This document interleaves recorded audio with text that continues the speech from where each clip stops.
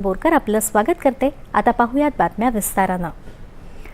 विकसित भारताचं उद्दिष्ट साध्य करण्याच्या दृष्टीनं विविध क्षेत्रात सुरू असलेल्या प्रगतीचा पंतप्रधान नरेंद्र मोदी यांनी काल सचिवांच्या उच्चस्तरीय बैठकीत आढावा घेतला।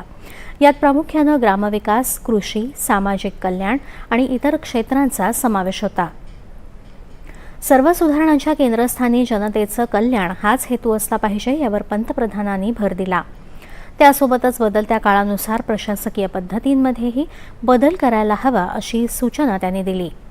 आपल्याला संपूर्ण देश विकसित करायचा आहे, हे लक्षात घेऊन तुकड्या-तुकड्यांमध्ये काम न करता सर्व विभागांनी एकत्रित काम करण्याचा दृष्टिकोन ठेवावा। तसंच उपक्रमांमध्ये लोकसहभाग, विशेषतः युवकांचा सहभाग असेल, यावर भर द्यावा, असं त्यांनी सांगितलं।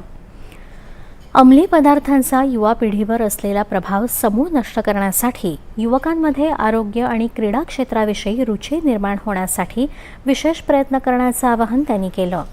या बैठकीत कॅबिनेट सचिव आणि विविध विभागांच्या सचिवांनी अनेक उपक्रम आणि आव्हानांविषयीचे आपले अनुभव पंतप्रधानांना सांगितले।